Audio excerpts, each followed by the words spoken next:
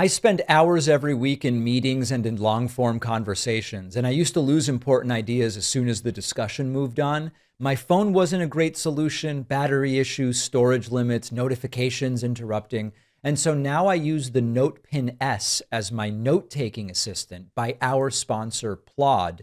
With a single click, it'll capture everything for up to 20 to 50 hours with a physical button to mark key moments. The app transcribes conversations with speaker labels, creates summaries and to-do lists, and lets me instantly retrieve past information. Visit davidpakman.com/plod or scan the QR code. Welcome to the David Pakman Show. It is Friday, February 6th. I am Josh from Ring of Fire Weekends filling in for David, and we have got a great show lined up for you. Donald Trump goes unhinged on the prayer breakfast. He also posted a pretty racist meme of the Obamas.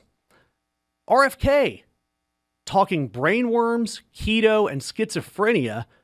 And then I get into some crypto, and then we join Pat for the bonus show where we talk more Mike Pillow. It's all coming up on the David Pakman Show. Stick around.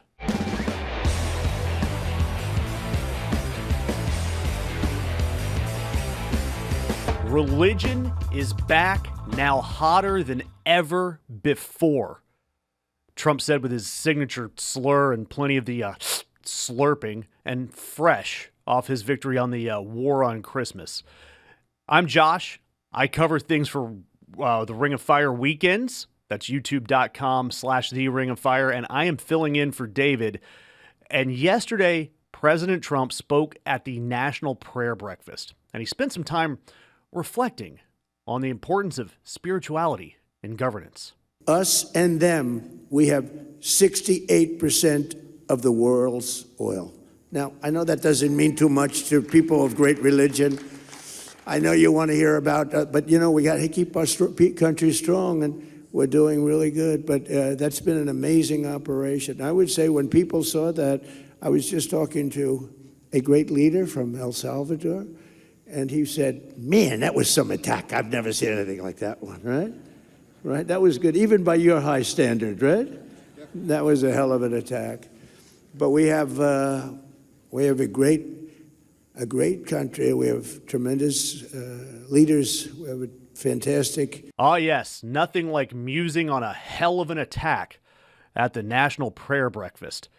And look, Trump played all of the hits at the top of his speech. And you can tell that he went straight off the prompter and launched into rants about rigged elections, complained about Thomas Massey, mentioned Biden a few times, his tariffs. He launched into drill, baby, drill. Really, all of the things that a prayer breakfast should feature. All of the things.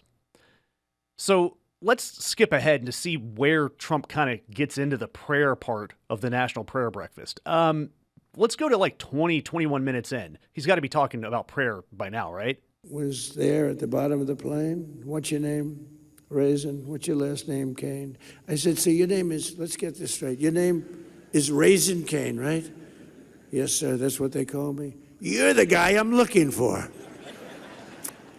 And then he said, sir, if you'd like, you can go and sleep. You know, it's a 20-hour trip. If you'd like, you can go and sleep. We have quarters prepared for you. I said, no, I don't have to sleep. I've been on a plane sleeping for 20, I'm sleeping the plane. Raisin Kane. Look, obviously he's losing energy 20 plus minutes into this speech at the National Prayer Breakfast, and he's working hard to emphasize raisin. But a guy that carried something like 80% of the evangelical vote, he's got to get to religion and prayer somehow, right? He does. Finally, at the 34-minute mark of his speech, his remarks, he finally starts talking about prayer.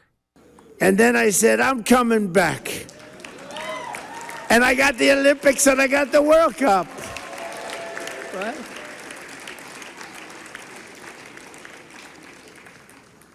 And at some point, I'm going to get right back onto the teleprompter, and you're going to say, that was a wonderful speech.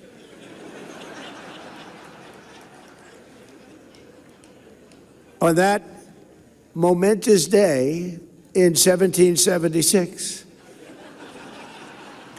This is so much easier. You know, it takes real talent to do the other. The other is much more talent, but that's why we're president, I think.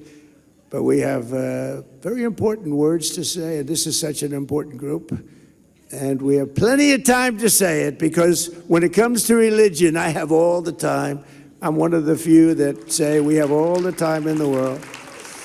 But on that momentous day in 1776, history changed forever when our founders proclaimed the immortal truths that echoed around the world and down all the way through time. They declared that all of us are made free and equal by the hand of our Creator. A lot of presidents refuse to say that. They refuse to say that. They refused to say that. Trump having to get back on the teleprompter, probably getting signaled by somebody that he had gone 30 plus minutes about attacks and oil without actually talking about prayer.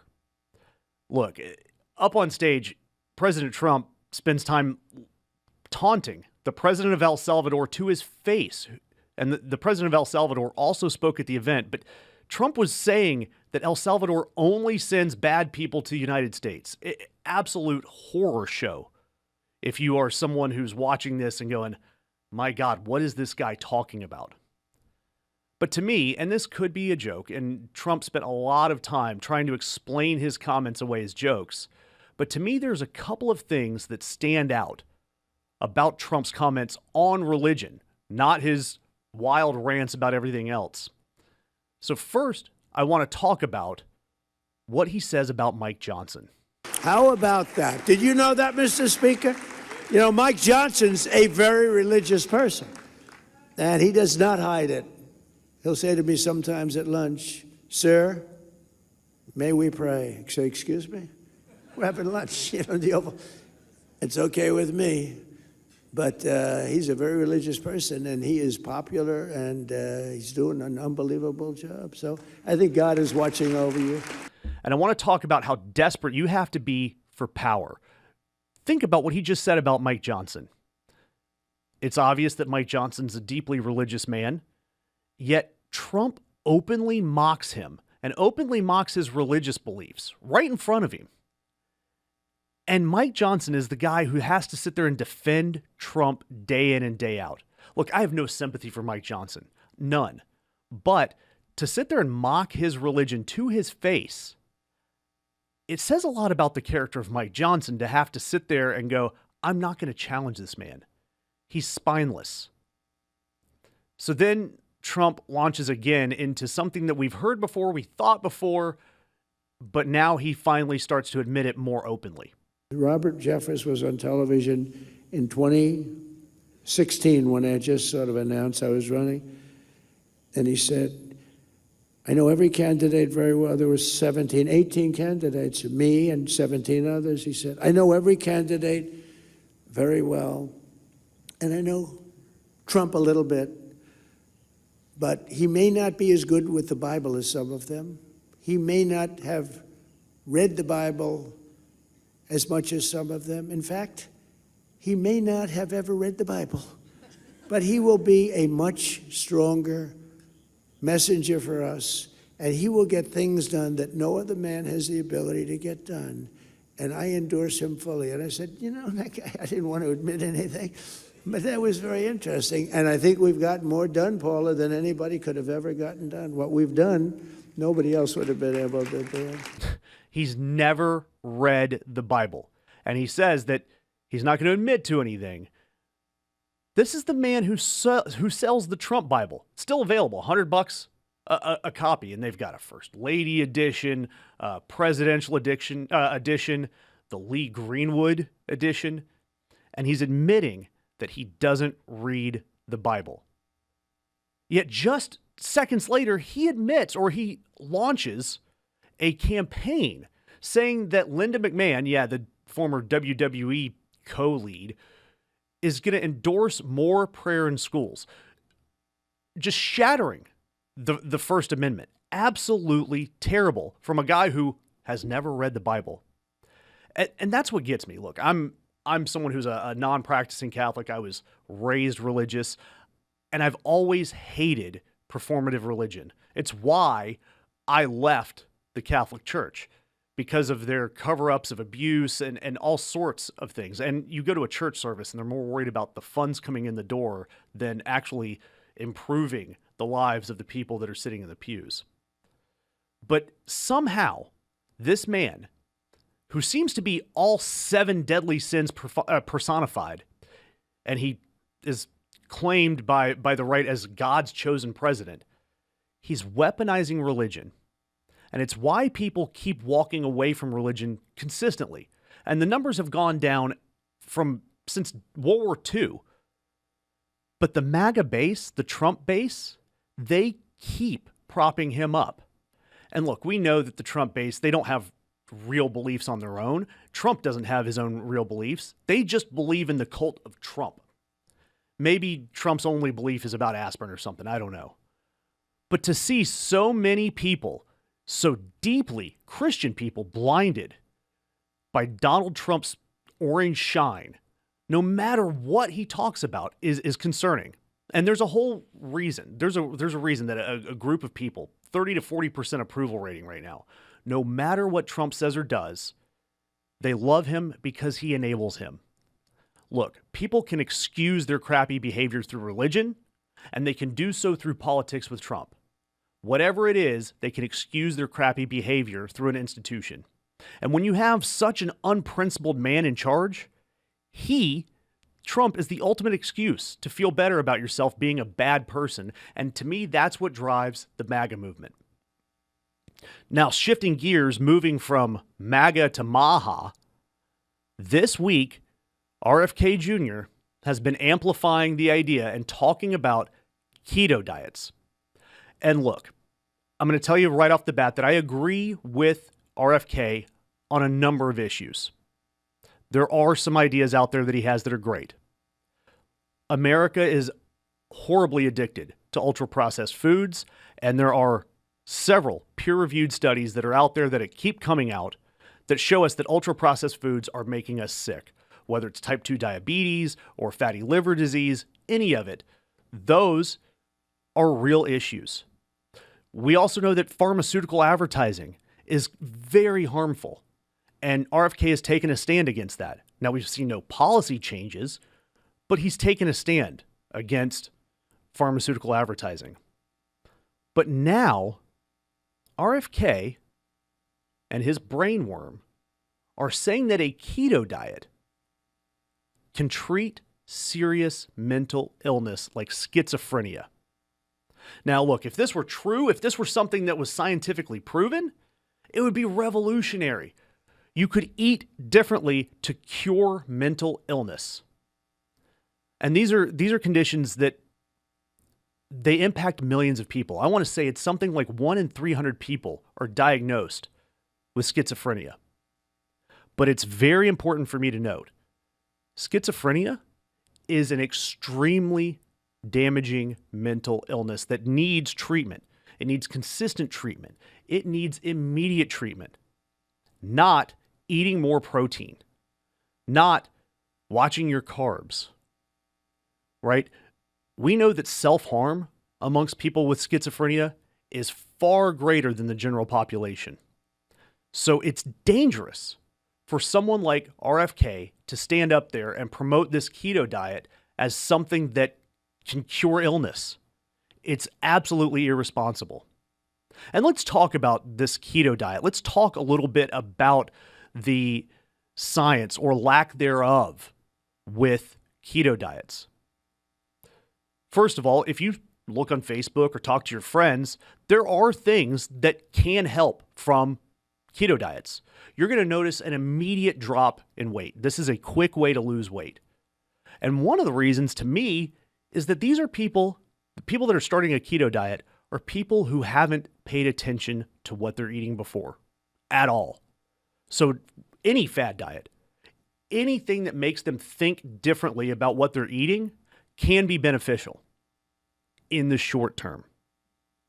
But we've seen that these keto diets are telling you to load up on red meat, load up on processed meat, saturated fats, and then restricting vegetables, fruits, whole grains.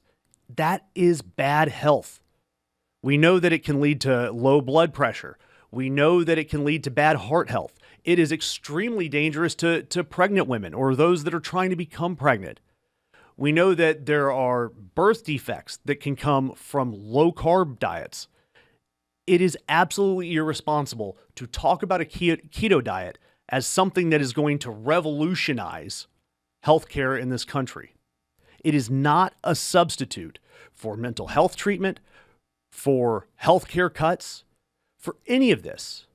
And that's why it's absolutely irresponsible to have RFK, who spouts all sorts of crazy crap, standing up there and essentially pontificating about what he feels with no scientific backing will change the world.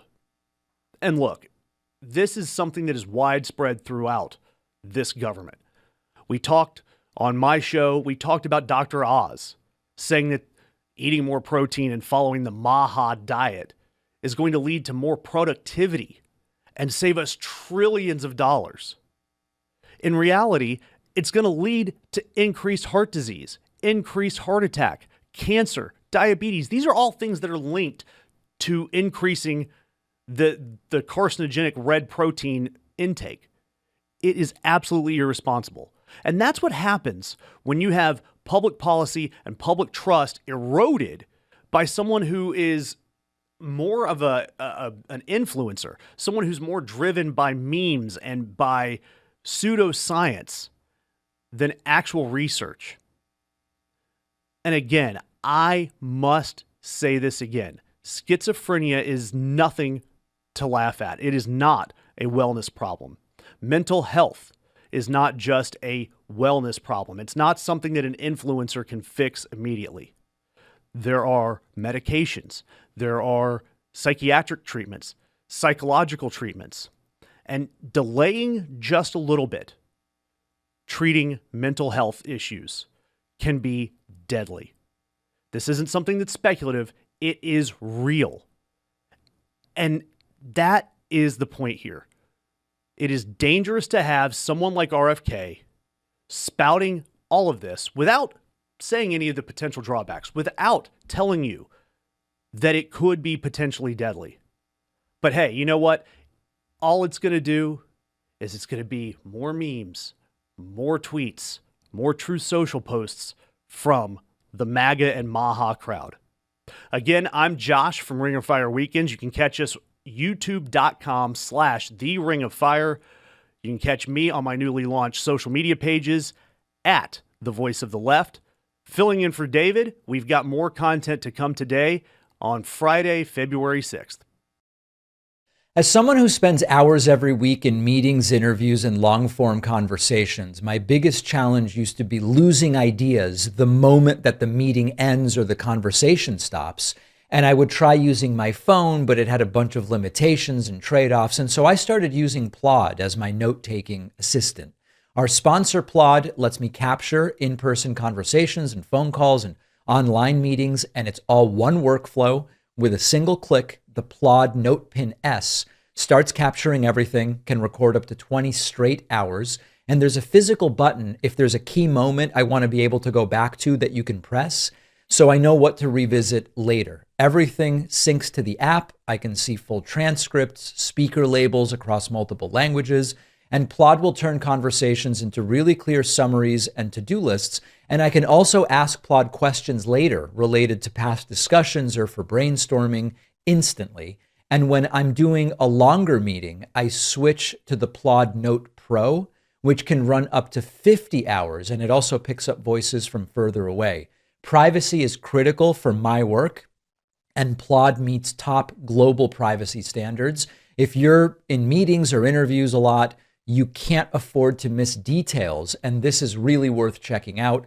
Go to davidpakman.com/Plod or scan the QR code. The link is in the description. A lot of clothing brands today talk about sustainability, but our Fair Harbor sponsor actually builds it into how their products are made. Fair Harbor was founded with a specific goal: reduce plastic waste by turning recycled plastic bottles into durable, comfortable fabrics. Instead of treating sustainability as an add-on, make it the core of the company and make it the core of how Fair Harbor clothing is designed to be worn and reused over time. I've been wearing some Fair Harbor pieces, and what stands out is the environmental factor doesn't come at the expense of comfort or practicality. The clothes feel soft, broken in, easy to wear day in and day out. They're not stiff. They're not over-engineered. They're designed to actually be used, which really matters if sustainability is going to mean anything at all. So if you're looking for swimwear, shirts, hoodies, or other casual clothing that works for everyday wear and travel, head to fairharborclothing.com and use the code Pakman for 20% off your full price order now through February 28th. The link is in the description. Overnight, Donald Trump launched into yet another Truth Social frenzy with over 60 late night posts. And most of them were ranting about the stolen election and voting machines and ballots not being counted. But there's one particular post that showed us exactly who Trump really is. Initiated by a court order, the Michigan investigation team obtained forensic access to a DS-200 tabulator, the machine that counts the votes. A Telit 4G wireless chip manufactured in Taiwan was discovered embedded into the motherboard. The voting machine tapes clearly indicate modem engagement and transmission of election data. Some of the anomalies that we noticed in the 2020 general elections, that 5 key states all stopped counting at a certain time in these key battleground states. These were all where the software, Dominion machines, ES&S machines were used, the Smartmatic, the GEMS software. So when the vote stopped counting, and this has been noted in other countries as well, President Trump was significantly ahead. When reporting and counting resumed, there was a massive spike occurred that favored Joe Biden. That's right, a clip about voting machines miscounting ballots with an image spliced into it of Michelle and Barack Obama's faces superimposed on the bodies of apes. It is absolutely and disgustingly racist, openly racist. Of course, Carolyn Leavitt raced to defend Trump. In a statement she put out, she says, "This is a form of an internet meme video depicting President Trump as the king of the jungle and Democrats as characters from The Lion King. Please stop the fake outrage and report on something today that actually matters to the American public." The fake outrage. I want to ask, audience, is your outrage fake? Is mine? Posting an openly racist meme about someone you are absolutely jealous of, because we know Trump is so jealous of the success and the public image that Barack and Michelle Obama maintain with the American public. Jealous. And I am absolutely outraged. Absolutely. And yes, this image came from another AI-generated video that depicted Trump as a lion, but that does not excuse the plainly and openly racist image of the Obamas as apes. And by the way, the video appears to have been made by the same internet troll that made the AI Trump video that we saw during the No Kings protests, where he's dumping poop on protesters from a fighter jet video. Real mature. And notice, Carolyn Leavitt didn't apologize. She didn't acknowledge that the image could be offensive and that it was unintentionally shared and Trump didn't notice it spliced into the video. The Trump administration, the Trump regime, doesn't care if they're labeled racist. Especially, the fact that Stephen Miller has a job in the White House and the fact that he's lurking around everywhere tells you where this administration stands on racism. And look, linking Trump to racism it's not new. From the housing discrimination in the 70s, the Central Park Five, the Charlottesville, when he called the white supremacists there very fine people and refusing to denounce the Proud Boys or any of their ilk. There's little doubt that Trump looks upon people of color as inferior. But the scariest and most worrying part of all of this is that Trump's base is going to find a way to celebrate this meme. You're going to see it posted all over your social media feeds. You're going to see it everywhere, just like you did when Obama was first elected. The MAGA base, and I know this is going to make some people angry, the MAGA base is a racist base. And I'm going to adapt a quote to fit this. And this is an older quote dealing with the aftermath of World War II. If you see a table of 9 people and they're openly discussing racist things and saying racist comments, and you sit down at that table and you don't shut down that conversation, you have a table of 10 racists. And that's what people are going to say about Trump. Oh, he just shared a meme. Oh, the people around him are racist. He's not racist. Look, and they're going to point to African Americans that he has supporting him. The few African Americans he has supporting him. Look, I was raised in the Deep South, and I've been around racist people all of my life, and they have excuses for all of it. But racism ultimately comes from jealousy and a fear of anything different. And these are 2 virtues that Donald Trump holds in mass quantities, especially when it comes to Barack Obama. Whether it's the Nobel Peace Prize, the war room photos that he's trying to recreate, or Obama's relevance in pop culture and sports, these are things that Trump will never live up to. So, what does he do? He stoops to the lowest form of hate and jealousy, and then he enables his base to do the same. It is absolutely disgusting behavior. It is disgusting of Carolyn Leavitt to defend it. And again, I am so angry that it's not going to affect Trump's numbers at all. That 30 to 40% of people that approve of Donald Trump still, there is nothing that Donald Trump could do to alienate that base. And that's, folks, that's what we're up against. That there's 30 or 40% of the people out there that are openly racist. And they're openly jealous of success of other people. And speaking of that sort of jealousy, we're going to get a little bit more absurd here.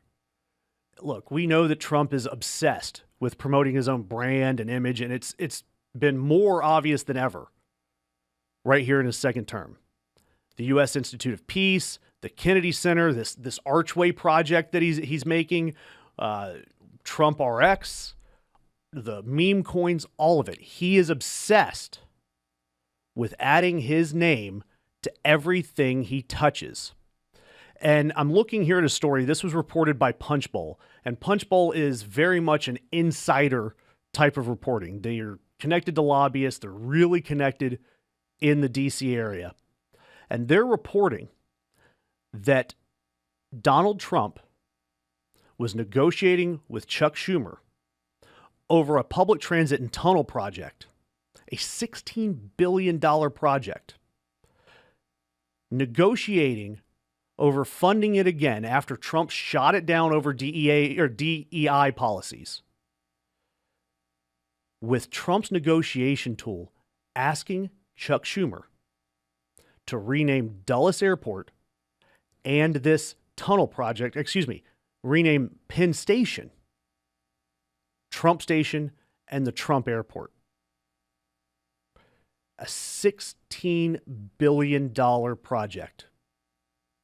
And it was shut down because Donald Trump says it had DEI in it. All because Donald Trump wanted yet another vanity project. No matter when this project gets restarted, just having this project with the funds frozen already has a real cost. It is costing millions of dollars.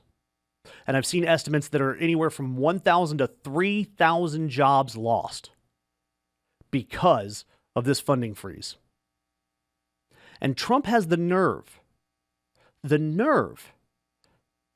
to try to equate putting his name on the project, renaming an airport, renaming a very well-known train station after himself. And this is all comes from the fact that Trump knows that his legacy is never one of success. He's a failed businessman. And his poll numbers are bottom dwelling. He's only ever found success through manipulation, through lies. And he is such a petty and insecure person. Just listen to the way he talks in any of his speeches, the way he self-promotes. He's always the best, the biggest, the funniest, impossible feats. It reminds me of any of the leaders of North Korea, any of them. It's boastful. And it's because he has no self-worth. None. Deep down to his core, Trump is an insecure person. And his only way of building up his legacy is littering our country with his name and his likeness. And it's disgusting. And he doesn't care about the cost. He doesn't care about the human cost. He doesn't care about taxpayers. He doesn't care about any of it. We saw that this man is willing to go to war over a Nobel Peace Prize. He's willing to threaten NATO and Denmark and Norway, all of these countries, because he didn't get a peace prize. We've seen him go to FIFA and have them create a soccer peace prize that he received, of course.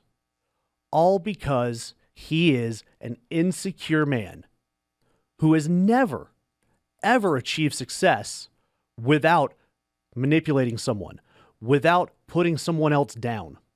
And this is no different. This tunnel project and holding the funding is no different. Now, we could talk about how Chuck Schumer didn't bring any of this to light. That would have been the prudent move. That would have been a leadership move from the Democrats. The minute Trump calls up Charles Schumer and says, hey, rename the project me and I will release $16 billion, that needed to be front page news. That needed to be talked about in every hearing. That needed to be all over the place. That's the campaign video, folks. That's it. That's the campaign emails. Look, we have to stop Trump. He is holding $16 billion of a public transit project because he wants to rename them after himself. That right there is how you start your campaign for 2026, and that's how you start your campaign for 2028. Instead, Schumer is still trying to deal with these backroom deals, and he's trying to treat Trump like an adult. And we all know that Trump's not an adult. He's a child. We know that fighter jet projects are still, he wants to name them F-47. He's trying to rename a stadium in Washington, D.C. after himself. It's not he's not a serious person. And yet he's doing real damage to our country. I'm Josh, filling in for David Pakman. You can catch me doing weekend content for The Ring of Fire. That's youtube.com/The Ring of Fire. And you can find me on my newly launched social media pages. So please, I need some followers. At The Voice of the Left on Facebook and Instagram. We will be back with more great content on the David Pakman Show in just a little bit. Scams and identity theft rarely start with a hacked password. They usually start when your personal information is easy to find online. Your address, phone number, relatives, employment history. That information lives on countless data broker sites on the internet, accessible to almost anyone unless you actively remove it. Our sponsor, Incogni, is a service that handles that for you. Incogni doesn't just focus on one category of sites. It works to take down your personal data wherever it appears online, reducing the raw material scammers use to impersonate you or target your family. Incogni will automatically handle removals across hundreds of known sites, but the most powerful feature is custom removals, which is included with the unlimited plan. If you find your info anywhere, even an obscure directory, a business database, something new, you paste the link into Incogni, their team will work to get it removed. That level of coverage really matters. Even a single exposed profile can lead to fraud, harassment, identity theft. Incogni's removal process is independently verified by Deloitte, and you can get 60% off when you go to incogni.com/Pakman and use the code Pakman. Have you checked your crypto lately? I mean, it is absolutely bottoming out right now. As of Friday morning, it's hovering just over 60,000. At the end of January, it was at 80K. At the end of October, it was at an all-time high of $127,000. I mean, it has lost half of its value in just a couple of months. And that is shocking. And I'm going to tell you exactly why Trump is behind most of it. I'm Josh, filling in for the David Pakman Show. You can catch me on Ring of Fire doing content on the weekends, youtube.com/The Ring of Fire. And we have to ask, why is crypto crashing out right now? And there's a lot that goes into the market of crypto. Gold, silver, all of that plays a role. But a lot of the issue stems directly from the Trump administration. And there's four things at play here. First of all, geopolitical instability has a lot to do with the markets overall. It is extremely hard to convince investors that we are in a stable world market right now. When you have someone like Trump alienating every ally out there, talking tough on Europe, on China, on Russia, we have no friends. That's not good for the economy. And especially since we're always a Truth Social rant away from ramping up military tensions somewhere along the globe. That instability also comes from the will he or won't he tariffs, the taco plan, the Trump always chickens out philosophy. Threatening a tariff, pulling it back, threatening it again. It leaves markets absolutely nervous. There's no way you can do business if you have no idea what doing business is going to cost. And of course, I've got to reiterate, the tariffs are largely paid by consumers. We know that over 90% of the tariffs are paid for by us, the consumers, the American consumers. That's not good for consumer confidence. And look, Trump is nowhere near a free market politician at all. This is an unstable man, an unstable leader that insists on meddling in the market. It's just a recipe for disaster. And we're just now finding out yesterday, job growth. Job growth is having a ton to do with this. The worst January since 2009. And this is something I'm going to cover in just a few minutes in the next topic. But layoffs are surging. So markets are panicking. And now Trump is pushing for Kevin Warsh to succeed Jerome Powell. And we've seen the Jerome Powell videos and Trump making comments about him. He's tapping Kevin Warsh now to replace Jerome Powell as the Fed chair. And look, Warsh is known as overall pretty crypto friendly. But in practice, he's extremely pragmatic when it comes to monetary policy. He wants a tighter grip, just like Donald Trump does. And that is diametrically opposed to the philosophy of most crypto investors. They want the wild, wild west. They want a pure free market. So because crypto has a smaller market cap and it's a tinier piece of the overall market, it's more volatile and it's more susceptible to the changes that you're seeing with Donald Trump's instability, the changes at the Fed, the job reports, all of that are making crypto crash. But we're actually already starting to see the overall market follow along. Crypto can be an indicator on how the overall market is going. And we're going to keep an eye on that over the weekend and see how things open up on Monday. But this is really surprising, especially since Trump, especially in this second term, has billed himself as the crypto president. He took office and signed a ton of crypto executive orders, deregulating crypto, rolling back SEC enforcements. He established a strategic reserve for Bitcoin. And of course, he launched his own crypto through World Liberty Financial that came with a $500 million investment from Abu Dhabi. As of last year, it's estimated that Trump and his businesses had as much as $11.6 billion in crypto holdings and as much as $800 million in profits coming last year from crypto. And there's allegations from congressional leaders like Jamie Raskin that Trump is using crypto to hide shady deals that we haven't even heard of, and illegal deals with foreign countries and foreign investors. Look, Trump once told us that crypto can facilitate unlawful behavior. That's kind of his standpoint earlier in his political career, his first term. I guess he's right. I mean, Trump is now the one that's profiting off crypto, and he has allegations that he's using it improperly. He's using it to cover up for improper investments and improper deals with other countries. I'm telling you, he knows what he's doing when it comes to taking advantage of the crypto market. And look, the point is here, conservatives, and we saw it with the Cato Institute, and we see conservatives all across the board, they're starting to see Trump for what he really is. Highly unprincipled. He's extremely volatile. And he's ultimately only interested in himself. And none of that lines up with conservative free market thinking. Absolutely none of it.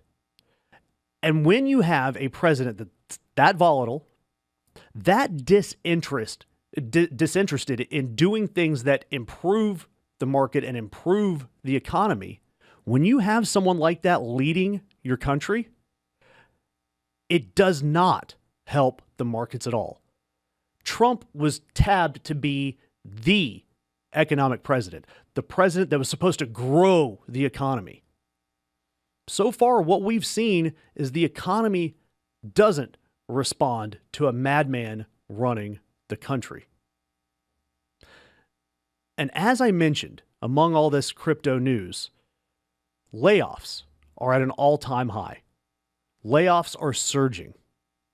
And markets all over, not just crypto, are falling. We're seeing those early indicators as of filming right now on Friday morning. And it comes on the heels of Challenger Gray and Christmas reporting yesterday, Thursday, that January layoffs had the highest number of layoffs since 2009, saying that U.S.-based employers announced 108,433 job cuts in January. That's an increase of 118% from the 49,000 cuts announced in the same month last year.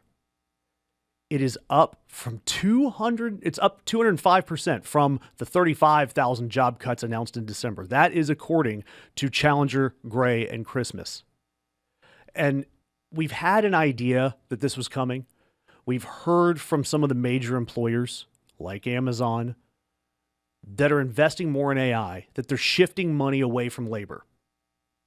They're shifting money toward AI investment, which we know kills jobs. That fact, though, seems to be something that our president doesn't know. In the NBC interview this week, Donald Trump says, roll the clip. Well, it's killing a lot of jobs. And what do you say to Americans who are going to lose their jobs to AI? It's going to create a lot of jobs. But right now, it's taking jobs in a lot of ways. It's taking jobs at companies like Amazon. What would you say to those Americans? But it hasn't really started. You know, these major plants haven't even been built. What you're going to but Mr. President, AI has already started to take jobs because the technology is there. So we have, it's just announced, more jobs right now occupied in the United States of America than at any time during its existence, 250 years. There are more people working today than at any time in the history of our country. Pretty good stat. That kills that question. Yeah, we have to look it up. That's a good answer. That kills that question. Mr. President, there's widespread concern that AI is going to wipe out a lot of jobs, manufacturing jobs. They said the internet was going to do, everything was going to do, robots are going to kill jobs, everything's going to kill jobs, and you end up, if you're smart, doing great. Thankfully, it's not happening at all. These job cuts, not happening at all.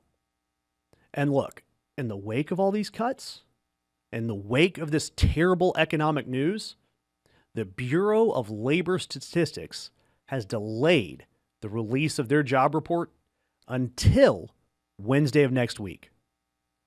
We've already seen Donald Trump and his administration get involved in the BLS numbers. They have stopped reporting on a lot of the different metrics. They have called the reports woke, biased, and have criticized the BLS. He's fired people across that agency, and those numbers are definitely not going to be tampered or slanted in any way due to this delay. And the job cuts, though, aren't just happening in one industry. It's not just tech. AI and the cuts attributed to it are happening across every industry. UPS, because Amazon is using AI to enhance how they deliver your packages, UPS is making cuts. Healthcare is making cuts. Chemical manufacturers like Dow. And Trump, he's saying that the tariffs are going to bring back manufacturing jobs. We're not seeing it because these companies are shifting to AI. And these job cuts keep coming. Tariffs, they're not paying off. We're not seeing new plants built everywhere. Sure, we're seeing some AI plants. And these AI plants, we know that they're skirting EPA rules, they're dodging questions, and a lot of the way that they're powering themselves and that they're using water to cool these AI plants is frankly against the law and against regulations. So the minute somebody gets wind of that, and hopefully at some point we get some enforcement there, those factories are going to have to undergo massive changes. And I'm telling you, these factories, they're not staffed by people. These are data centers. That's what is running our economy. So one of the things that we're promised is that, yeah, sure, these AI job cuts, we're going to have replacement jobs coming in. Well, that didn't happen. Didn't happen at all. According to ADP, only 22,000 jobs were created. Unemployment is skyrocketing. We had 231,000 unemployment claims in the last week of January. So you have markets diving. Consumers are paying the price for these tariffs. AI is taking jobs at a rate we haven't seen since the Great Recession of 2008 and 2009. Unemployment is through the roof. And AI is just out of control. And what is your president saying and doing about it? Same thing he always does. Lying about the numbers, delaying official numbers, promising that jobs are coming, and they just aren't.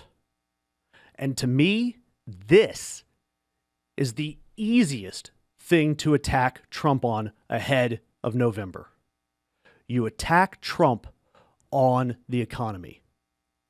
Because as much as middle America wants to talk about bathrooms and woke issues, what's really going to matter when they vote in November is their checking account, their pocketbook, the cost of groceries, the fact that they can't find a job. All of that is an opportunity for the right people on the left to win in November. Once again, I'm Josh filling in for David Pakman. I cover the Ring of Fire weekend content. You can catch us at youtube.com/The Ring of Fire.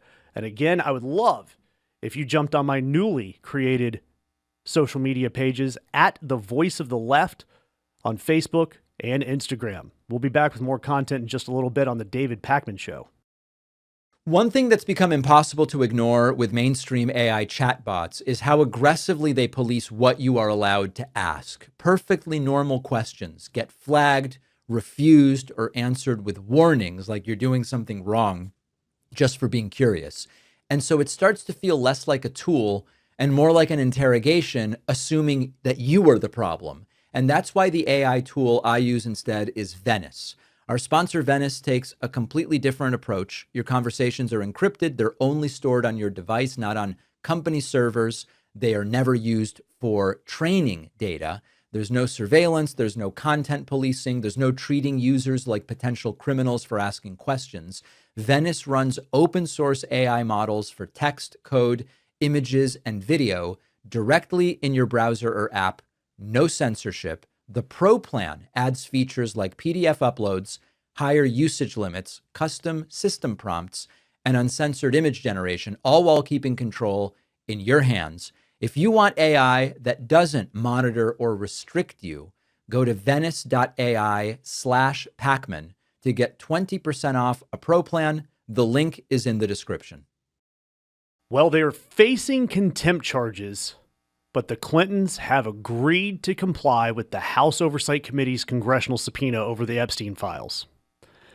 And since we've known about the files, we know that Bill Clinton's name has been in the files and it's been a popular target for GOPers. But this might not turn out the way the right wing wants. I'm Josh. I'm filling in for David Pakman. I cover weekend content on the Ring of Fire. You can check us out at youtube.com/The Ring of Fire. And this news comes on the heels of Trump seemingly trying to curry favor with Bill Clinton, saying in his NBC interview that he hates that people are going after Bill Clinton, saying that he likes Bill Clinton. Meanwhile, facing these contempt charges to testify about their role in the Epstein scandal, Hillary is posting publicly to James Comey, quote, "You love to talk about transparency. There's nothing more transparent than a public hearing, cameras on." What is it that the right wing says? FAFO? I think that's the direction that Hillary is leaning here. And I want to start with a couple of things. Number one, when we talk about the Epstein files, we know that there is unreliable information in there. We know that just having your name in the Epstein files does not equate to guilt. We've seen fakeries, we've seen forgeries, and of course, we know about all of the widespread inappropriate redactions, the victim shaming. We know about all of that. So I just want that context out there if you're watching this video. But when we start talking about the Clintons and the Epstein files, we know that his name, Bill Clinton, is in the files. There's photos, there's shots with him in a hot tub or a pool, there's flight logs. There's a lot of information about Bill Clinton in the Epstein files. We do also know that the FBI has investigated Bill Clinton's ties to Epstein. We know that that's happened. And we know that there's really been no charges that have come out of the Epstein files for any of the huge names that are out there. And again, with Bill Clinton being named as an associate of Jeffrey Epstein, and he appears in the photos, I have not seen anywhere that the victims have publicly accused Bill Clinton of wrongdoing. I've seen people accusing Trump. And in a 2019 statement, Bill Clinton acknowledges that he didn't know anything about what Epstein was doing. I find that maybe a little hard to believe, but The Clintons are daring Congress to put it out there for the public to see. Because if anything, the Clintons appear ready to name names and to go in front of House Republicans and tell exactly what they know about their relationship with Epstein. I will reiterate that even being associated with Jeffrey Epstein is disgusting. I personally don't think that there's any way that the Clintons didn't know what was going on. However, I do love the fact that they are challenging Republicans to put their money where their mouth is. If they want the Clintons to testify under oath, then they want to do it in public. They want to make sure that everyone hears everything they have to say. Meanwhile, Donald Trump is out there complaining on his NBC interview, saying that he's bothered by people going after Bill Clinton. He's trying to reframe these hearings, trying to make Bill Clinton seem like a better guy than he is. And he's calling these hearings unfair. Why? Because he's the one that has everything to lose. Notice what's missing when he talks about this. He doesn't talk about himself testifying. He's not offering to go under oath. He's not demanding to go in front of cameras and discuss his name. And again, what we've seen from the Epstein files is that Trump's name appears thousands of times. I've seen the meme out there again that says his name is in the Epstein files more than Jesus' name is in the Bible, more than Harry Potter appears in all 7 Harry Potter books. And yes, the Clintons' names also appear in the Epstein files, and so do dozens or hundreds of powerful figures. And a lot of them have already started paying a price for this. We've seen top lawyers at Paul Weiss. We've seen people in the UK. We've seen the former Prince Andrew. All of them facing scrutiny over the files. But they've never answered a single question publicly under oath. So let's play this out. The Clintons answer the subpoena. They get into this hearing in private. The only thing that comes out of it is what the Republicans in Congress want to come out of it. They control the narrative, they control the release, and they control what you, the public, hear about their dear leader, Donald Trump, and everyone in his inner circle that are associated with Jeffrey Epstein. If this is public, it's a different story. The conversation can't stop at the Clintons. And maybe the Clintons are going to get out there in public and admit to something. But when they do, they might be admitting that a lot of other people were involved. Or they admit that they didn't know what was going on, and they throw everyone else under the bus.